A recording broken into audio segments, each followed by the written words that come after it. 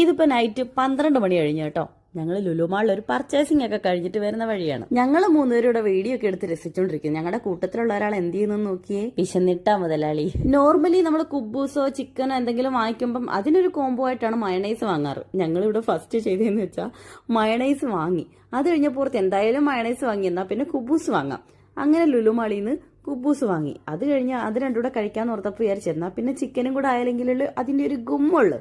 അങ്ങനെ ചിക്കൻ വാങ്ങിക്കാൻ വന്നതാണ് കേട്ടോ. ഇവിടെ ഗ്രിൽ ചിക്കൻ ഓർഡർ ചെയ്തിട്ട് ഇവിടുന്ന് കോപ്രായങ്ങൾ കാണിച്ചുകൊണ്ടിരിക്കുന്നല്ലേ ഞങ്ങൾ വന്നിരിക്കുന്ന അൽ മൻഹാലിലേക്കാണ് കേട്ടോ. ദേ ഇവിടെ കിടന്ന് കറങ്ങുന്ന നോക്കി. ഓർഡർ ചെയ്ത സാധനം വരാൻ ലേറ്റ് ആയപ്പോഴത്തേക്കും ഇതിനകത്ത് ഓരോരുത്തർക്ക് വിശന്നു തുടങ്ങി കേട്ടോ.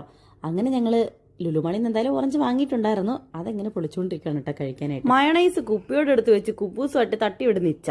അത് കണ്ടപ്പോൾ ഞാനും കരുതി എന്നാ കുറച്ച് കുബൂസ് കഴിക്കും. ഇവാനി ഈശാനിയും ഓറഞ്ച് കഴിക്കാൻ തുടങ്ങി കേട്ടോ. അവർ കുബൂസ് കഴിച്ച് നോക്കിയിട്ട് അവർക്ക് ഇഷ്ടപ്പെട്ടില്ലെന്ന് പറഞ്ഞു. അപ്പൊ ഞാനൊന്ന് ട്രൈ ചെയ്ത് നോക്കി.